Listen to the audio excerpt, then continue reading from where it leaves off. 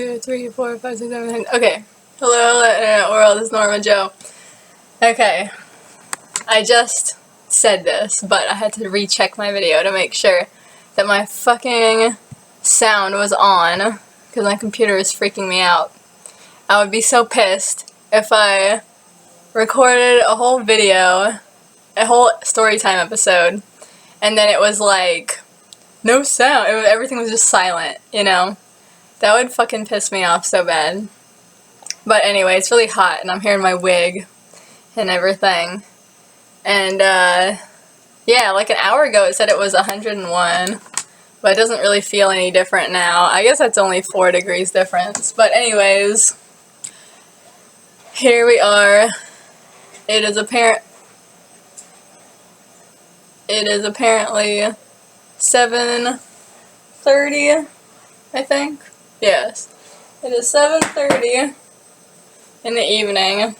It's bright as hell. Looks like it's about like 4 in the afternoon. Summer, man. Summer is here. Anyway, I think I hear somebody outside, but I am going to attempt to finish this whole, well, actually maybe not Super Babies because it feels pretty thick, but the other stories, the short stories, are only a couple pages each. I'm gonna try and just knock them all out right now, and you know, make a couple videos and see that I can throw this shit in the trash. I can't wait to start getting to like the longer stories. I have like, literally I got stacks of notebooks in the closet over there. I got like stacks about like this high, like 3 of them, of like notebooks, and some of them still have blank paper in there that I could use, but some of them are filled, like side to side filled, and I don't even know what's in them, so can't wait to get to it. Anyways, I'm dilly-dallying. This story is called Lapin's Lore, which I am assuming is a fucking like knockoff Night of the Lepus, but really it's not, because I didn't know about Night of the Lepus until I was an adult, and this is from like middle school. And the funny thing is, like, this is like actually a rewrite of a story that I wrote when I was even younger than that. I think like 4th grade or something, but I don't have that version anymore. And I'm sure it was total fucking crap, because I think it was like, okay, maybe I wasn't that young. Maybe it was 6th grade. I don't fucking remember, though. All I know is that I think we had a contest or not a contest, but like an assignment at school. They were like, write just like a, you know, a real quick, short Halloween story. I had this story about these girls that like get attacked by rabbits or some weird shit, and then rewrote it, and this is the rewrite. So yeah. So check it out. This is the front cover. It's a fucking eyeball or whatever, you know. Yeah. Anyway, let's get into it. I remember this one not being very good, so let's get into the crappiness. Oh, it's only 2 pages, front and back, so I guess like 4, if you want to say it like that. I don't know. Which one do you think? Like, I kind of tend to like consider the whole page 1 page, but I guess technically it's like 1, 2, 3, 4, because that's how it would be in a book, you know? But I don't know. Anyway, I'm 4 minutes and I haven't even started. Okay, April Rabbit Boarding School was as old as a fossil. No one could remember when it was built, and had no records. There was never the records anyone talked about, but the rumors about the staff, unused classrooms, and kids that never come back. This is like the fucking Matilda school. Despite the rumors, kids were still sent there. Their families didn't have to pay anything because they didn't choose if their kids went. Someone had a list of names and they recruited the children. And their parents just go along with this?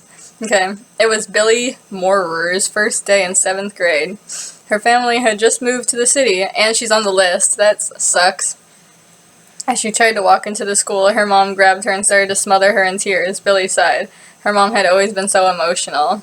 My parents were never like this. I don't know anybody whose parents cried on the first day of school. I know kids that cried on the first day of school. I think I did too. But like, not the parents. The parents are just like, fine, fucking way, get in there. Like, I finally have a day when I, like, don't have to be a parent for a couple hours or whatever.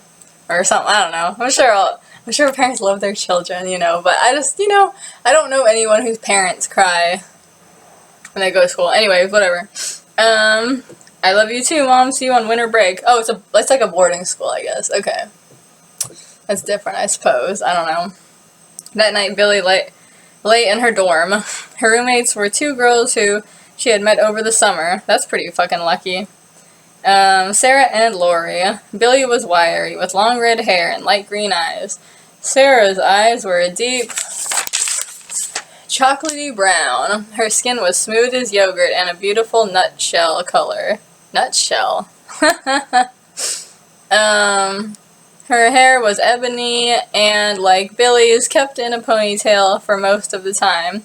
It's funny how there was, like, a time when people like to say, like, ebony instead of black, and now it's, like, considered offensive. But, you know, whatever. Now the only place that does that is, like, porn sites, because they're just like, yeah, we're offensive, we don't even care. The third girl looked almost like a ghost.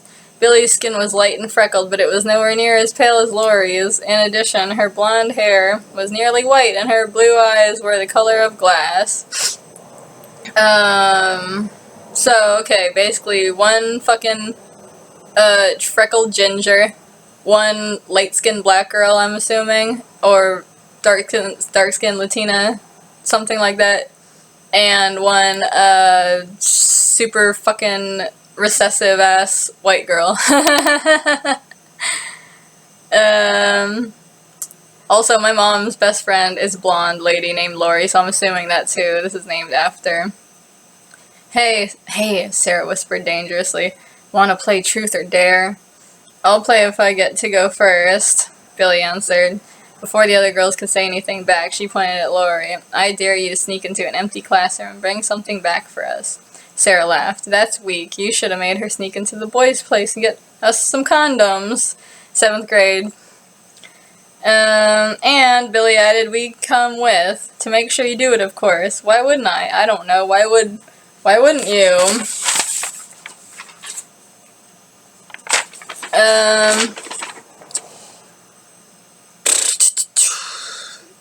It's also really, really 90s how it's like, you always have that group of friends where it's like, none of the friends, like, look alike. They all gotta be, like, a different, like, demographic or whatever. Just, like, I don't know. It's typically not the way it goes in real life. Usually a couple of people in the group tend to share some traits, some stats. But I'm not gonna pick on this, 90s after-school special logic or whatever. Let me see. From inside the crate, oh, what the fuck? I'm on the wrong side of the page. 15 minutes later, all of them were darting down the dark hallway. The peeling paint on the walls looked like gnarled fingers in the shadowy light. Lori pushed open the last door on the right. A swarm of dust and moths attacked them, making them cough and sputter in disgust. The room was pitch black, but there was a faint light coming from somewhere. They could just see the slimy cobwebs, sticky, fresh spiderwebs, and crawling insects. Spiders eating good. There were boxes and crates galore, all pushed up against the walls. The girls crept silently in. Suddenly, a harsh squeaking broke the silence. They left at the sound, and again, at what they saw. White things, so many little white things. That's like in a fucking cursive. I think you're supposed to say it in like a dramatic voice, but, you know, my dramatic voice is, They were about the size of young rabbits. Their bodies were covered in wool like sheep. Oh, I remember these creatures. And their thin black legs ended in cream-colored hooves, so they're like half sheep, half rabbit. Their heads and tails were like rabbits, however, and their large insect-like eyes glowed red, and their tiny mouths were filled with razor fangs. From inside the crate, they hissed and spat. The drool from their mouths dripped and bounced off the floor from the girl's scent. The sounds echoed off the small metal room, and without even looking for a clear path, they ran back to their dorm. The next day, their teacher surprised them. "We know what you did," he said. "Have a seat." The twisted fingers on the dilapidated walls now seemed to be pointing at them. Don't you think the police should know too? Billy challenged. They already do. They're coming at 11. They're coming right at 11. How punctual. Class started and everyone was silent. Billy tried to write her essay, but there was this annoying scratching noise coming from the other side of the door. What's that noise? Sarah whispered. Everyone looked up. In a second, the teacher had jumped out of his seat and was at the door. He flung it open. White things, so many little white things. The clock struck 11. So, I don't know if that means the cops are coming, or if he just lied and he means they're all gonna die at 11, but it doesn't matter.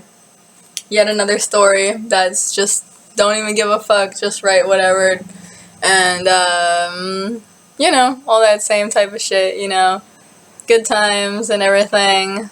I don't really know. A lot of these stories are, like, similar, you know, it's just very much like, you know, a lot of open, like, unfilled spots. But I was saying, me and my parents were kind of mentioning this last night. We were talking about, like, movies and stuff.